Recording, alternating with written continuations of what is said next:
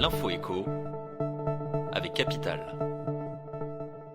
Le chiffre du jour, 194 000 €, voici le prix de vente moyen d'un appartement en Wallonie, d'après les notaires belges, soit environ 30 000 € de moins qu'en France, de quoi intéresser bon nombre d'investisseurs hexagonaux, d'autant que la Belgique présente différents atouts pour attirer les bailleurs. D'abord, il est possible de payer l'impôt sur ses revenus locatifs sur place et ainsi éviter la double imposition via notre système fiscal. Ensuite, les plus-values immobilières y sont exonérées au bout de 5 ans, deux raisons qui, au-delà des prix attractifs, permettent d'imaginer de belles opportunités d'investissement dans le plat pays. Pour découvrir comment investir en Belgique et surtout comment éviter les éventuels pièges, retrouvez notre guide complet sur capital.fr. Le coup de gueule pourrait bientôt être poussé par des millions de consommateurs de gaz, en particulier dans le parc HLM et en copropriété.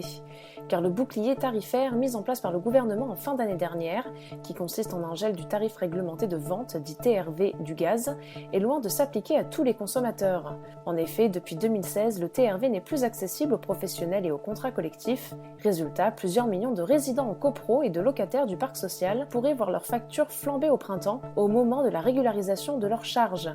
L'Union sociale pour l'habitat, la Fédération nationale de l'immobilier, l'Union des syndicats de l'immobilier et l'Association des responsables de copropriété appellent le gouvernement à prendre des mesures d'urgence. Plus d'infos sur notre site. L'info pratique Capital concerne les fonctionnaires hospitaliers et l'indemnité exceptionnelle accordée au personnel soignant n'ayant pas posé l'intégralité de leur congé durant la crise sanitaire, qui devait prendre fin le 31 janvier dernier, est prolongée. Pour rappel, dans la fonction publique, un congé non pris ne donne normalement droit à aucune indemnité financière. La règle a cependant changé fin 2020, les fonctionnaires hospitaliers n'étant pas en mesure de poser librement leur congé durant la crise. Depuis, les agents n'ayant pas pris leur jour de repos ont le choix entre toucher une indemnité financière, reporter leur congé ou alimenter leur compte épargne-temps. Suite à un décret paru samedi 12 février au journal officiel, cette mesure exceptionnelle est finalement valable pour les congés non pris jusqu'au 6 mars 2022.